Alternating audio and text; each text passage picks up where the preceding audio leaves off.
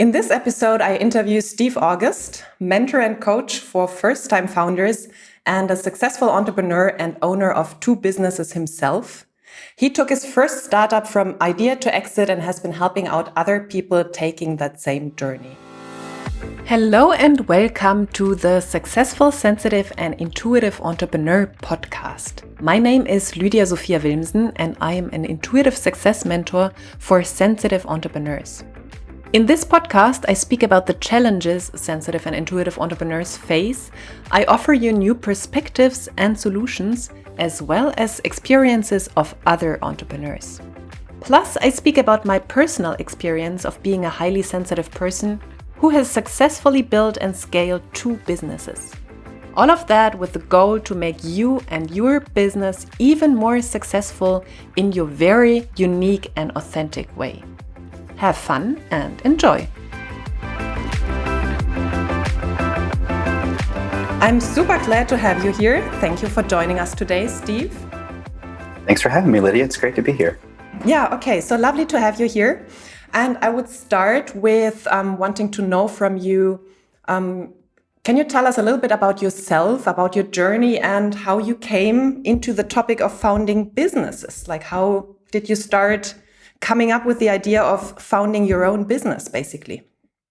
Well, it was entirely accidental. So I did not study business in school. I studied, of all things, American history. And when I graduated from university, I was doing lots of different creative things. Everything from working in clay animation, video documentary, multimedia CD-ROM. I was playing in bands. And essentially what I would describe as career attention deficit disorder, career ADD. Oh my goodness. It was just, careening from one thing to the next, just whatever I was interested in. There was no great arc that I had established. But I did a lot of really cool things and had a lot of freedom. And the way I got started in business, I actually blame my wife, because when we had our first child in 2002, I was working, of all things, at museum exhibit design in Oakland, California. And that is a wonderful job, and it doesn't pay very well. So my wife was somebody who studied people for market research. She would go into their homes and see how they made their coffee, how they used their digital photos, and then she would report back. And I saw that she was doing a lot of work to create a paper journal for people to keep before she got there. And since my job did not pay well and her job did pay well, we turned her job into the family business because she was doing it as an independent consultant. So I just kept helping her out on marketing, and I kept helping her out on helping make things easier. And one of the things was these diaries. And the diary, at the time, it was paper, and it was right around the time that blogs were coming out. I said, hey, we have these blogs, web diary, paper diary. Maybe we can make this a lot easier because it seems to be a lot of effort. And so I started playing with that. And it turns out that it wasn't just a replacement. It was just really phenomenal what people would share over their blogs. And we set up this system. And then we started speaking about it at conferences. And people started to come up to us and say, hey, that's really amazing. Can we use that? And I said, well, you could, but you wouldn't want to because you had to be sort of technical. You had to know HTML and this weird admin language. And I said, but I bet you we could build something. And that's the essence of an entrepreneur is I bet you we could do that, not knowing at all, what it's going to take. But I had a technical enough background that we built the first system. We put some of our own money in. We got a bank loan. Then we got some friends and family, and we built the first system that was called Revelation. And that became the company that I founded. And we spun that out from my wife's consulting business, and we started to grow. And we moved from San Francisco to Portland in 2007, Portland, Oregon. And we got, about $1 million, $1.5 million in funding that next year in 2008. And through fits and starts, we grew. And in 2014, we got an exit. We got acquired by another company in our space. And I worked for that company for a year. I had an earnout. And then they had bought two other companies, and they sold them both to a private equity company. So I stuck around for that as I had options and cashed those in. And then I was suddenly the CMO of a company that was owned by private equity, and I was reporting directly to a private equity board, which I like to joke isn't as fun as it sounds. It doesn't sound very fun to begin with. And so that was sort of my arc, my first arc in the entrepreneurial world. I'd always had ideas and all these things that I wanted to do, but I'd never really codified them into a business. And that was the first time where it really took off. And I learned a ton. There are certain things I was really good at. I learned in vision and creative and product, and certain things I had I was much more challenged with execution, operations, and just learning. There's such a learning curve of running a business. There's sort of the myth that it looks like from the outside of when you read Entrepreneur Inc. or Fast Company or TechCrunch, they create a sort of narrative around what it's supposed to be like and a value system around. But until you get in there, you don't really know exactly what you're doing. Yeah, I love that. I love that super much, or very much, because I think many people think before you start out, you have to have this exact plan and this is how it's going to go. And you described that it usually goes in a totally different way. And I'm also looking forward to hearing more from the people you work with and their story. I guess they are similar, that they stumble into something and they end up there in a totally different scenario. And also what you said about basically taking risks. You took up a loan in the beginning. You had no idea what is going to happen with that. So I think those are super interesting things I already heard from what you said.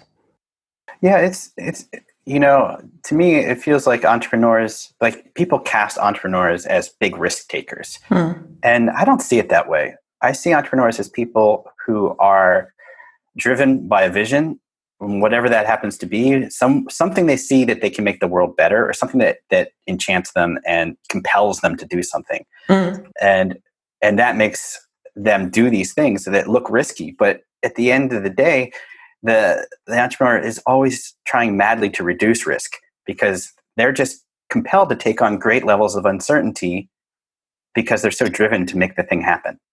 Yeah, it's probably a different mindset. So you call it not risky, and still we speak about uncertainty. And I guess from a different mindset or a different perspective, it looks like that. However, when you're in the game, obviously you see it totally different, and it is probably totally different.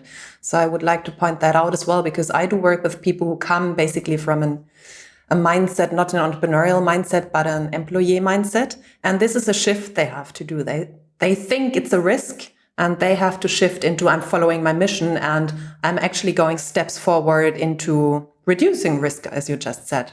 Yeah, it's an entirely different mindset. And I've seen that from people,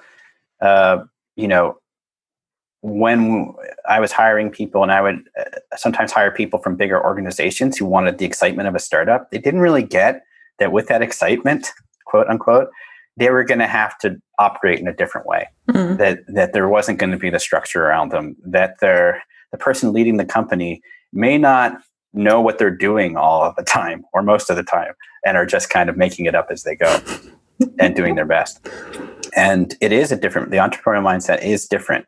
And it's really interesting in that when I finally got acquired and was working in a more structured environment, it didn't feel entrepreneurial anymore, and it felt very constricting. Yeah, I get that. So I've been ruined as an employee. I've been ruined as an employee. I think we all are. Once we have stepped out into this freedom-oriented world, for me, there is no way going back. And I guess, I don't know, once you're there and actually making your visions come true, there is no way back. Not really. And once you signed on to it, I mean, it's really hard to shift it back and say, okay, I'm going to work within this organization. Yeah. Even if it's a great organization, it's really challenging to come at it from I see something, I see a way we could do this, I'm going to make a decision and go make the decision, versus in an organization, you have to be okay, let's gather all the parties together, and I have to get approvals and all this. It just half a year later, it's a very different mindset. Half a year later, you have the decision. Yeah. Yeah, because we already started out on this mindset topic. I would love, because we spoke about the 5 pillars or the 5 rules you use for like your coaching concept. And one of that is the bigger game mindset. So I would love to hear a little bit more about that, especially because you work with founders who like get venture capital and really go into like massive growth usually, or like perhaps massive growth of their business. Can you say a little bit about that, about the bigger game mindset? Yeah, well, let me just step back and frame that up a little bit. And that is, so after I left my company in 2017, I started coaching. And one of the things that's always been hugely intriguing to me is why do some entrepreneurs take off like rocket ships? What is it that unleashes them? And I just kept studying it. And so I came up with, after studying it both from the inside and from coaching and a lot of really fascinating and amazing entrepreneurs, I came up with 5 rules for what I call rocket ship, 5 rules for rocket ships. And, they're ruthlessly, always trying to create ruthless simplicity. Like complexity kills. They are always looking at their customer creation, like how can you create a flywheel where one customer gets you the next? And then they're always executing. They're really clockwork execution. And then real life leadership, like they learn how to lead in the real world. And then the last thing, which you were saying, is this bigger game mindset. And so what I mean about bigger game mindset is when you think about entrepreneurship, I think about it as it's one of the greatest personal growth and development platforms ever devised by man. And the reason is because of all that uncertainty that you have to navigate in entrepreneurship, every trigger, every psychological scar, every psyche quirk will be activated as you go through this, because you are going to be put into really uncomfortable positions. You're going to be out over your skis, whatever, you're just going to be dealing with stuff from day to day that puts you in a place where you're going to, all these circuits are going to fire. And it's an amazing service because once they get surfaced, you can actually deal with them. So when I think of it, if you think about entrepreneurship as the bigger game of growth and development, as just a platform for that, then whatever happens at the entrepreneurial level, whether it's good, bad, or ugly, and they will all happen. There's nobody gets through it without all that happening. If you look at those things, anything happening to you at the business level, as just another way that's pushing you forward on your growth and development, you can't lose. Yeah, so true. And so when you play the bigger game mindset, play entrepreneurship with a bigger game mindset, you're playing at a different level. And you're able to recognize that all the things that are happening at the entrepreneurial level are just things, whether, even the most challenging things are things that are moving you forward. And it gives you that little space that keeps you from being consumed by it and lets you actually manage it a lot better. Perhaps can you give us some examples? What are the biggest fears of founders, and explain how this would be put into practice, the different or the bigger mindset? Yeah, so how this could be applied. I'm happy to. And in fact, I'll use a conversation I had with a client last week. So it's a difficult time with the crisis. And one of my clients has a company and it's done really well. But it's got a service side where he's doing market research services, and he's got a technology side, which he's been building this technology. Well, the service side has been hit really hard by the crisis. Like they're down a lot. And even with all the support that he was able to get, he had to let some people go. And one of the people he had to let go was somebody who'd been with him for a long time, 10 years, almost since the start of the company. So there's a lot of, sense of loyalty and things like that. And so he felt, we started our session and he just said, he's having a hard time of it, that, he was very emotional, that he felt like he was failing. Another person who wasn't laid off actually left, who was really well liked by people. And he felt like the sense of the company spiraling down and maybe falling apart, and that it was his fault and he was failing. He had failed to, prevent this, and he had, failed to put the company in position so this wouldn't happen. And so he was telling a story to himself of failure. Right. So when we talked about it, I said, well, what's happening that's positive in the company? Well, he said, well, the technology team had been able to come up with a new offering that would turn around results in 24 hours. And it took them 4 weeks to do that, which is amazing. Right. And it's a testament to all the investment they put in up until this point. He said he's wanted the company to transform from more of a services bent to more of the technology bent. And the reality is this is accelerating that. And the person that he had to lay off, actually, they've been struggling to find the right position for him for a long time. And it's pretty clear that he wasn't a fit anymore, which happens sometimes with the early stage employee. And this forced his hand. And so I just said, well, you can look at these events two different ways. You can say this is a story of failure, or you can play with a bigger game mindset. You can look at these series of events as a story of leadership, of you faced a hard decision and you went right at it and you did what you had to do.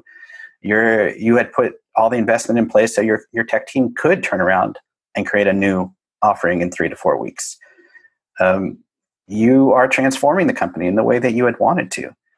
And so when you think about it, you're leading through a really challenging time, and there's going to be hard stuff, and you're doing it. That's not a story of failure. That's a story of leadership. And that was the difference between playing at a kind of the smaller game mindset or being just at the entrepreneurial level and playing the bigger game mindset of like, okay, let's step back. Let's see what these challenges really mean. Let's put it all into order and perspective. And suddenly he came out of the conversation, not the way he went in. He went in as a failure. He went out as a leader. Mm. Yeah. That's bigger game mindset. Mm.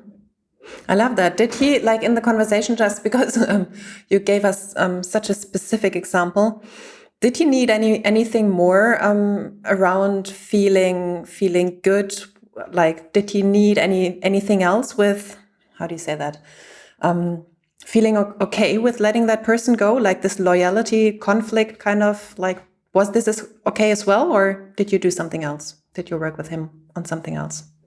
And we look at, and this is something that we talk about a lot with a lot of my founders, because a lot of my founders are very empathetic and they're very concerned about how they're perceived. And I said, well, I think part of the emotion was that he felt like he disappointed people, or that the people wouldn't think he knew what he was doing, or what have you. And I said, look, you did everything the way you needed to do it.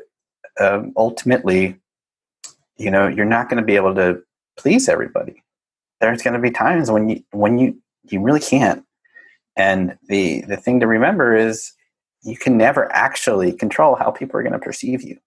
It doesn't matter how they perceive you. It only matters how you are in reality. And, it's something that we all need to hear more than once. But yeah, we do work on that. I had another founder this week who was in the same boat. He is a first-time founder, and he's got some co-founders that came in later who are more experienced than him. And he's always worried about, how is he going to look to them? And which is crazy, because his company is like the biggest rocket ship I've been coaching recently. They're just going through the moon right now. And, but he's also making this transformation that he needs to make from being in the early stage where you're a founder doing everything to becoming a CEO who's building the organization that can do everything, because you can't scale on hustle and grind after a certain point. You'll just fall over. And so he was getting worried of letting things go and getting spread too thin, that people would start thinking, oh, he's not doing a good job. And it was like, helping him see that he needed to let go of that, and that his company was asking him to make this transformation, and it was time for him to start making that transformation. Oh, I love that. Sorry? Yeah. And so that really, he entered the conversation at, worried about feeling like he might be failing, and coming out the other side saying, oh no, he's in process of this transformation. He's right where he should be. Yeah. I forgot what I wanted to say. I'm sure it was brilliant. Yeah, of course. Everything I forget to say, it's always the most amazing stuff. Yeah, what I loved in the beginning, what you said, that like all of them, all the founders you work with are very empathetic persons or people. And I remember a colleague of mine, she was actually in a mastermind with me years ago, and she had a multi-million-dollar company, and that meant she was herself a millionaire, like a person who had a lot of money, and she was dealing with this issue that, and I just remembered that now, how people see her, that there are so many people having such an issue with rich people or wealthy people, or, people like entrepreneurs who like scaled and like are now super rich or whatever. It was so interesting that she actually was so hurt about like how we talk about people who make money. And this just came to my mind when you said like they are very empathetic people, and it shows like wherever you are in business, like whatever you make, and if you become have a multi-million-dollar company or a multi-billion or whatever, there are still human people behind that, and they have a big heart. So, I love that you said that. And they deal with the same fears, wherever you are, like when you start out, and I think they are just being shown to us on a bigger level, like what you said in the beginning, why it's so important to do this work, this mindset work, because it shows up, it shows up in many different ways. It's like personal growth deluxe or something like that. Yeah. No, it's definitely, this and parenthood are like your biggest stressors in life. So, but yeah, it's amazing to see, even at every level that I've coached, that people are there's always another level up that they're looking at. Yeah. It doesn't matter how successful you are. And one of the best piece of advice I ever got was from one of my mentors early on. And she said, never judge your internal success by somebody else's external success. Because everybody's spinning, everybody's putting on their best face, everybody's got an Instagram filter on themselves when they're pushing out to the world. Yeah. And so you have to just stay focused on the most important things. That is, are you serving your customers? Are you giving them value? Are you building value? Are you leading well? Are you creating the things that you want to create? Are you true to your values? Everything else beyond that is kind of out of your control. Yeah, for sure.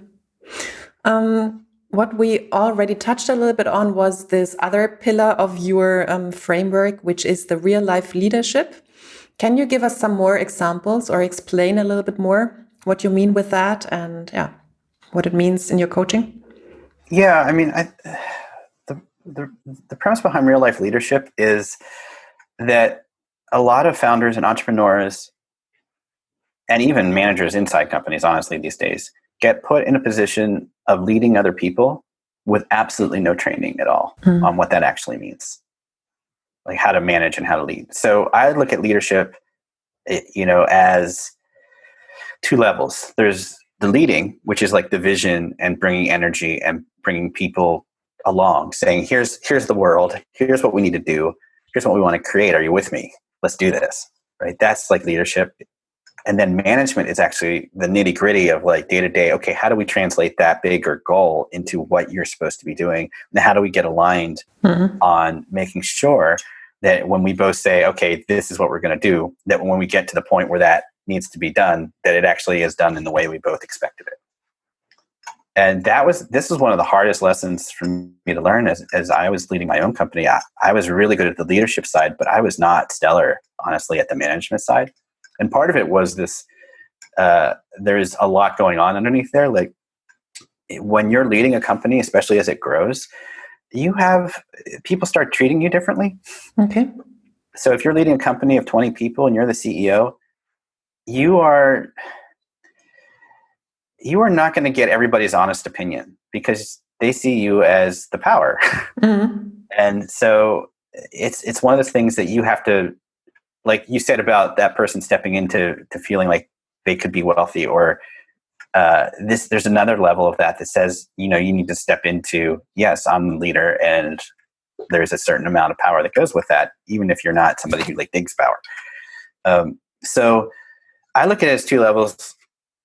On the leadership side, it's about creating that space. Do you create the environment where people feel comfortable and can do their best work? And on the management side, how do you, and this is the biggest lesson I learned, is that there's a big culture of the idea of accountability. Mm-hmm. We got to hold people accountable. Or what are you accountable to?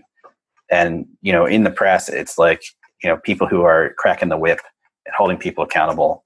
Like that's the premise of accountability in the narrative that you get pushed. But the reality is, and there's this amazing book I read called How Did That Happen?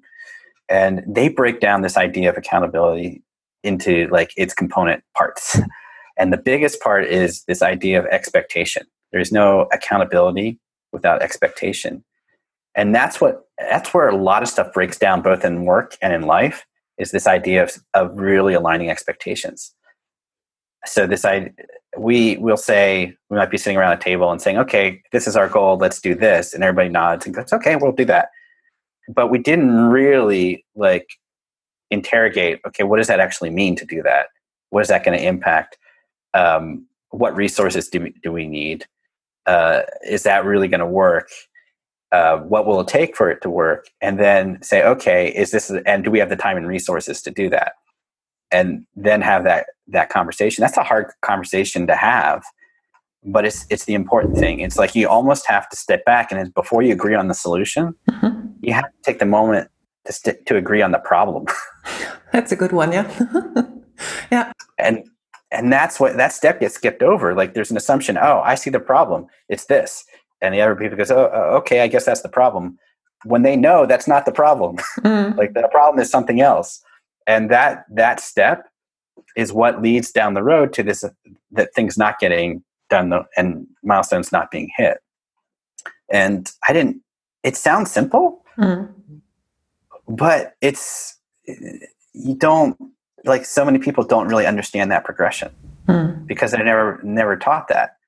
And it's like the single biggest piece of real life leadership. The biggest component of that is actually understanding that a lot of the success of people hitting milestones and accountability is the upfront work of agreeing on the problem, setting expectations, interrogating those expectations, syncing up on them, and then setting that stage. And then figuring out if something did go wrong, was it a culture thing? Was it a training thing? Was it a resource thing?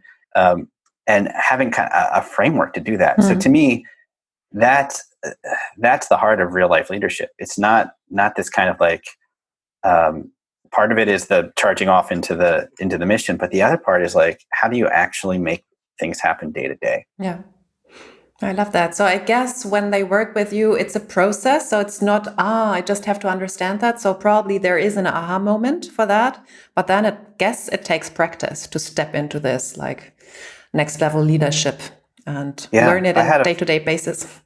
Yeah, no, I have a founder who's just amazing at how far he's come in 2 years, because he's leading a startup in a clinical trial space.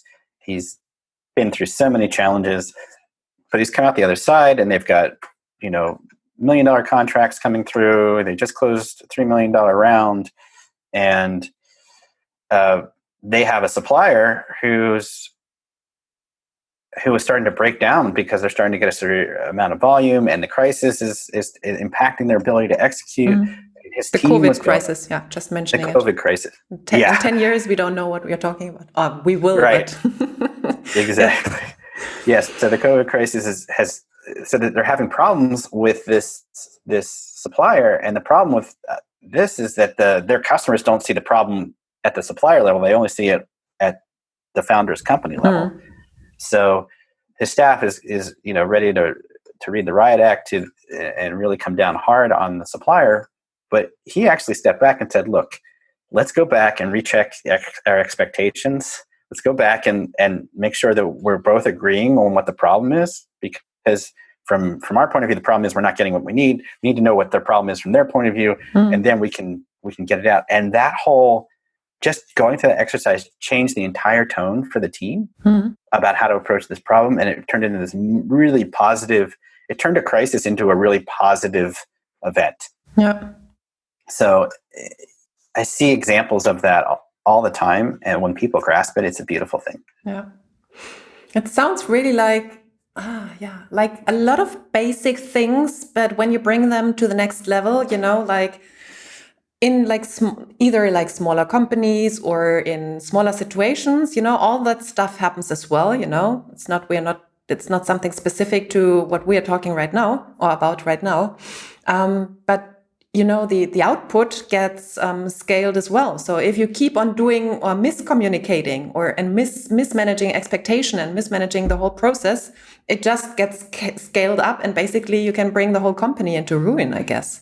So yeah, that's what happens. You scale dysfunction. Yeah. Like, that's the worst things. Like, you might as well start these habits now. Yeah. When you're in your incubation stages, because there's two things you cannot scale, and that is dysfunction and scarcity. Yeah.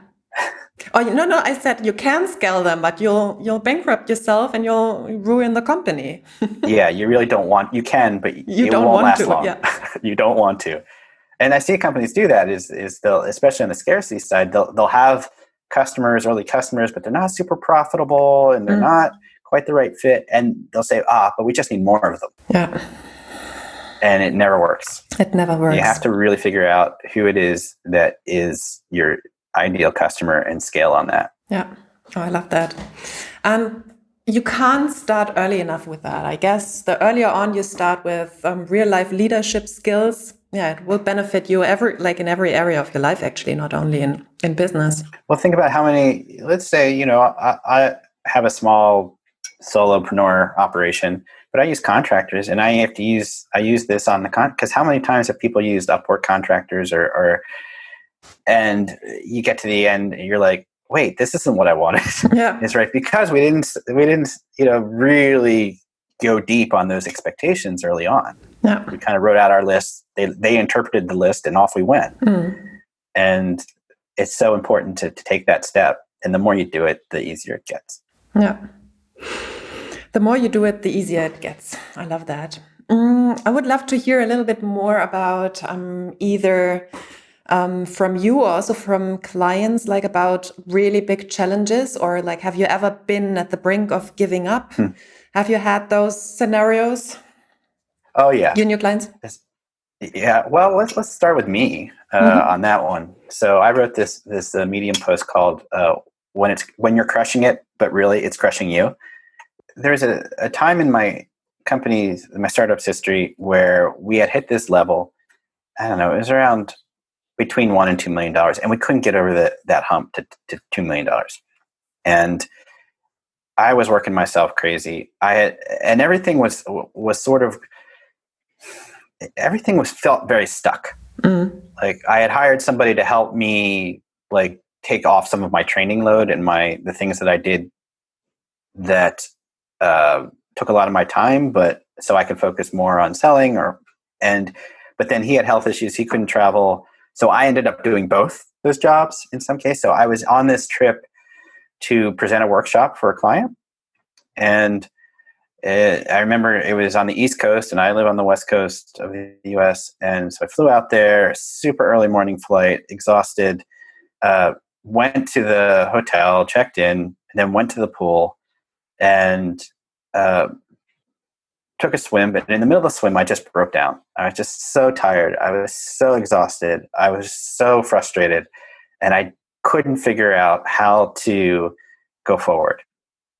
And I just had to let the emotion just wash over me. And fortunately, there was nobody else in the pool, so it wasn't super humiliating. But it was. And the face was wet humbling already, so who cares? Yeah, all the chlorine was really bad. Just made my eyes just totally tear up. And and I just realized I had to start doing something different. And so I got out of the pool. I did the workshop. But then I came back the next day and just like, I have to give myself space. I have to sleep more. I have to say no to more things. I have to really look at how I'm arranging the job. And this is telling me to transform in some way. And I have to figure out what that is. And so at that point, things started to get better. And then it was only a year later that we had our exit. Yeah. But it's those low points that are really, unfortunately, really important. Because sometimes it's what we need to change. Yeah. If we're too comfortable, if it's okay, if it's just like, if it's doable, if we can tolerate it, it doesn't force us to change. Yeah. And sometimes we have to push ourselves to that breaking point, or get pushed to that breaking point in order to enact the change. It's not the ideal way to do it, but sometimes it's the only way. I love that, because it really says, like staying in the comfort zone. You keep the business where it is and you burn yourself out or whatever. Like you can also burn out or like kill your relationship or whatever, kill your own health. But it's comfortable, and sometimes there needs to be a wake-up call. It sounds like crisis very often is a wake-up call. And I love that you said, because so many people see like this feeling of I want to give up as the end point. But actually, this is like a starting point, It's like a wake-up call for transformation, as you said. It's not like, oh my goodness, I'm a failure, it didn't make it work.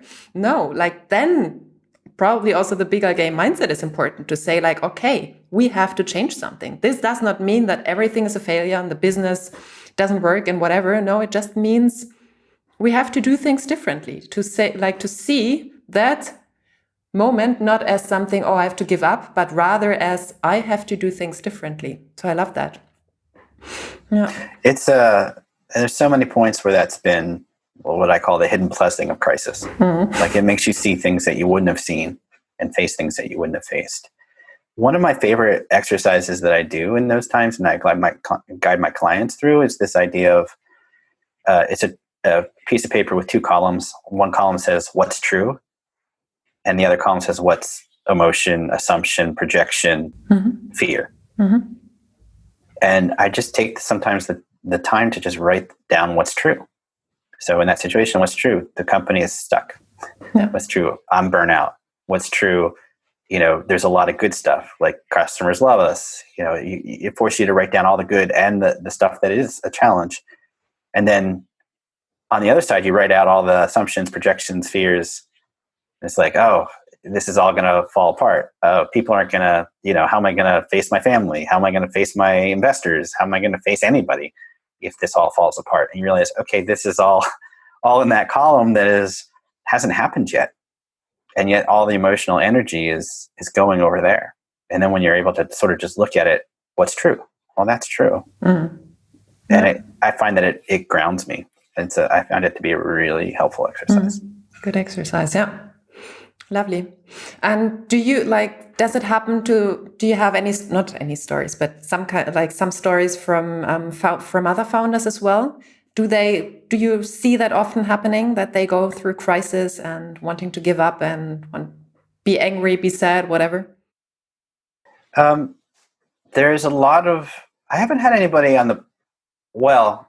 very close. The founder who I talked about doing such a great job and involving in leadership, who's got, the millions of dollars in funding. A year ago, he was on the verge. They're in what I call in the valley of death. And that is a company, between the time it figures out its product market fit and the time it actually gets those customers coming on and gets the rewards of that, has to survive. And they were in survival. They were down to the point where he was considering driving Uber to keep things going. That's how low they were in cash and taking out his retirement savings. And there was something in him that was just so committed to what they were doing, and knowing that if they could get through this period that was so challenging, that they would be okay. And part of what makes him so confident right now as a leader and as running this company is that he got through that. Yeah. And they got to the other side. And so there's a huge, it is transformation, right? There is a reason the hero's journey is a thing. Mm-hmm. Yeah. And it's filled with challenge. There's a reason that the Odyssey is still read after all these years, is because that is the pattern in life. Like, it is our challenges more than our successes that forge us into what we are. Yeah. I love that. I have two more questions for you. One is because I remember that we connected on LinkedIn in the beginning because somehow, I don't know, I saw your post about your connect and disconnect retreat. And I would just love, and I just I really liked your message, and we had a similar approach to that. And like, what brought you this idea of deconnect? No, not what's the name? To not connect, disconnect. Thank you. To disconnect, to bring this to the people. Well, it started as something I needed to do for myself. Mm-hmm. So my family has had a lot of health issues. Mm-hmm. My wife and my kid both over the last 2 years, and it's been emotionally challenging. And I found that I needed to just get away. And so I live in Portland, Oregon, and outside of Portland, Oregon is this place called the Columbia River Gorge. It's where the Columbia River, one of the biggest rivers in the world, cuts through the Cascade Mountain range. Mm-hmm. And it's just a stunningly beautiful place. And I realized I had lived in Portland, Oregon for 12 years, and I hadn't really gone out there very much, just every now and then. So I started every weekend just going out for a drive or a hike, and I would come back, and I would just feel so much better about everything. Like, just the space, the nature, the stunning just beauty of it at a huge scale. And I just thought at one point, what if I could invite other people into that space? Because as a founder, you're under a lot of stress. You're under a lot of, not even just stress, but constant input. There's all this stuff coming in from email. There's all the stuff you're reading. There's all the general world. Fires constantly to be put out. And over time, you lose your ability to get space, to get perspective, to see yourself, to hear yourself.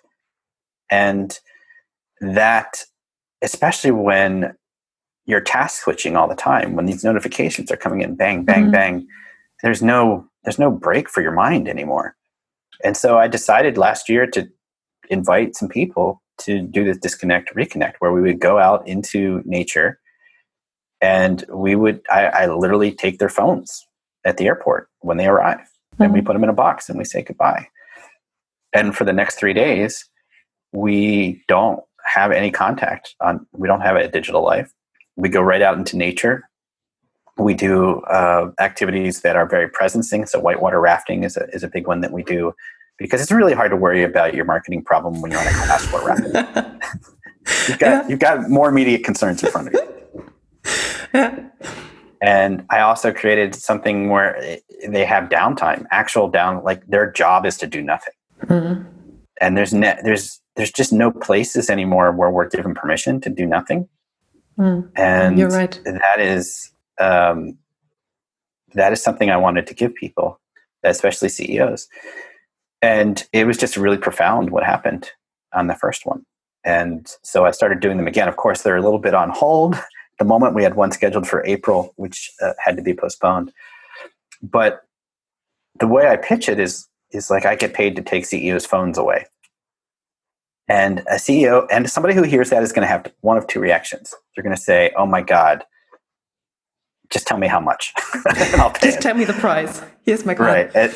And the other person will be like, "Oh, man, I can't do that." Yeah. But this is for that first person. And it's just one of those things where I really believe that every quarter you need to get away from your day-to-day, get in total isolation, journal, get space, stop being interrupted every other minute.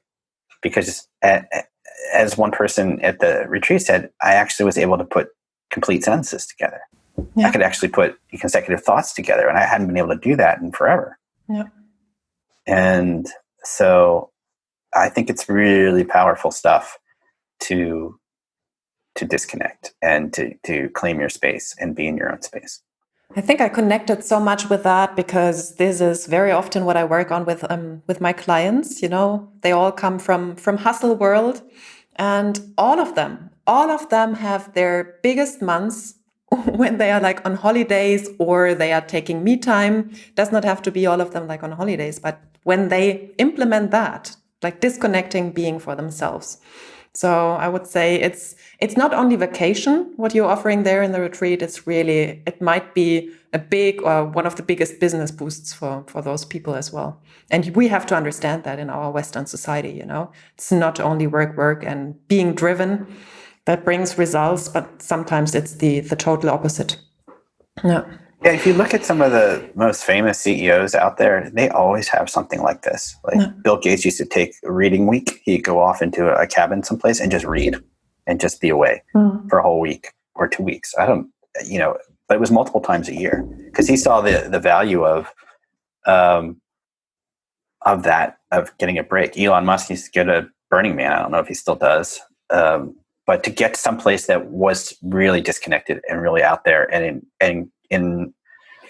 especially in nature, where they've done studies on this, that mountains, like if you're around mountains, like your sense of creativity and possibility expands. Okay, interesting. Mm-hmm. Yeah, your ability to look at things and deal with perspective of things just changes. Mm-hmm. Cool. I didn't know that. Yeah. Okay. So another, like almost the last question would be, because we spoke about introverts, and I usually ask not my clients, my interview partners that, if they have like kind of introverted side to them or sensitive or whatever, like how do you approach business? What do you have to do differently than perhaps a very extroverted, outside oriented person? And how do you deal with that basically? So, yeah, extroversion versus introversion.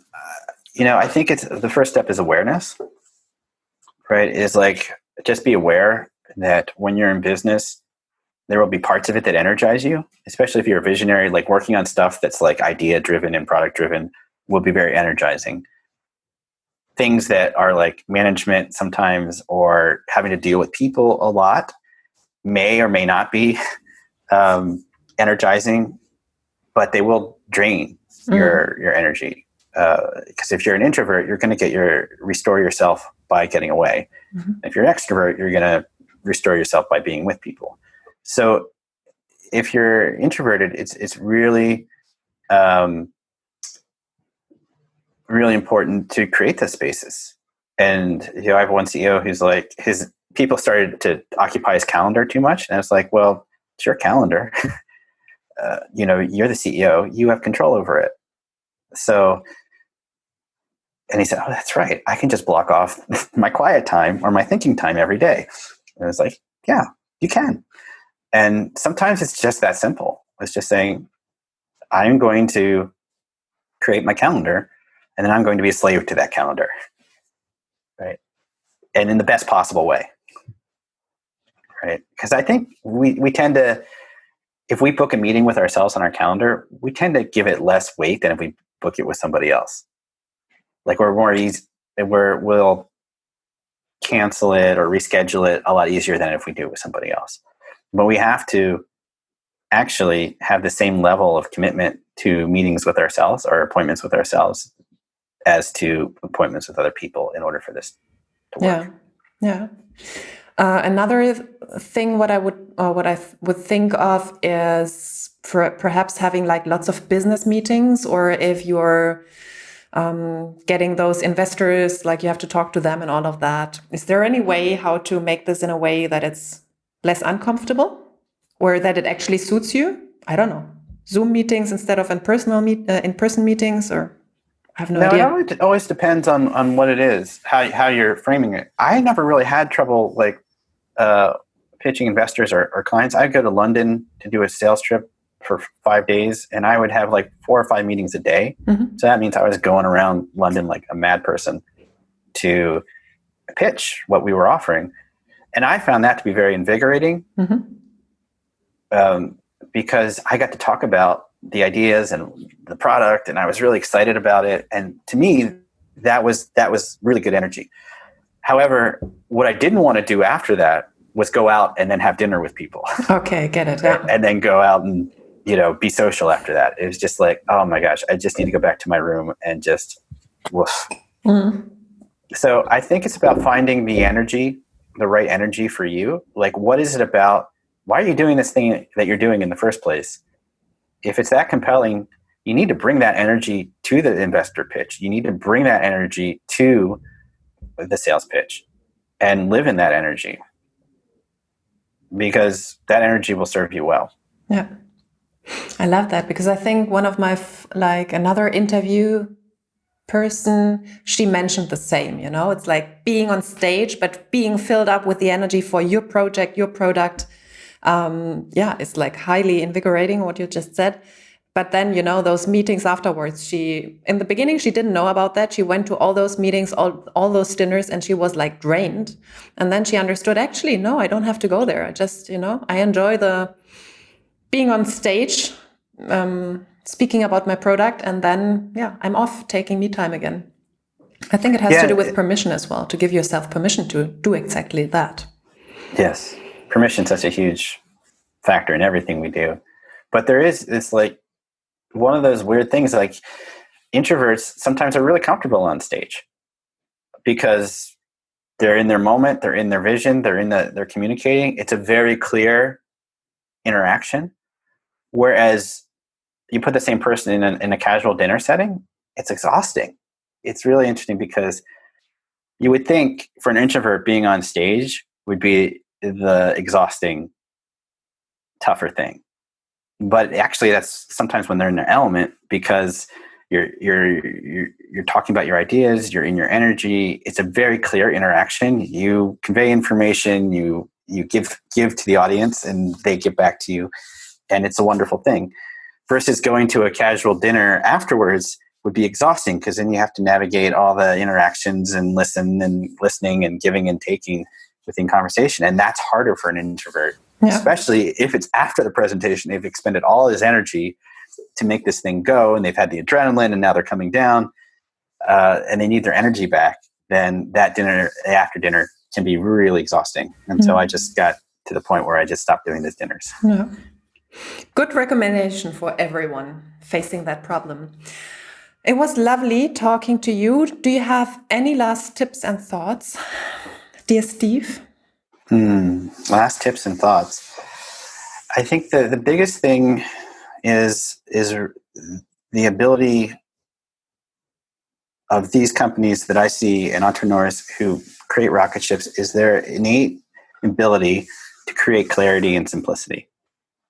It's like, if something is complicated to you or is complicated to explain to somebody else, then you've got to rework it. You've got to get things to the point where everything is really simple, so that a customer, it's really easy for a customer to know if they need you or not, both ways. And it's great if they don't, and it's great if they do, as long as they can make that decision quickly, because a confused customer won't buy, and they'll just consume your time. So you need to make things simple for them. And that goes for everything else, your vision, how you work, your systems in your company. Anything that you can make more simple is so important. Especially for folks who are visionaries, we get enamored of our elegant solutions, which often can be more complicated than they need to be. Mm-hmm. And that, I would just say, embrace ruthless, brutal simplicity in everything you do. I love that. Beautiful last thought. Thank you very much, Steve. It was lovely talking to you and getting all your knowledge and wisdom here to my audience. Thank you very much. Thank you, Lydia.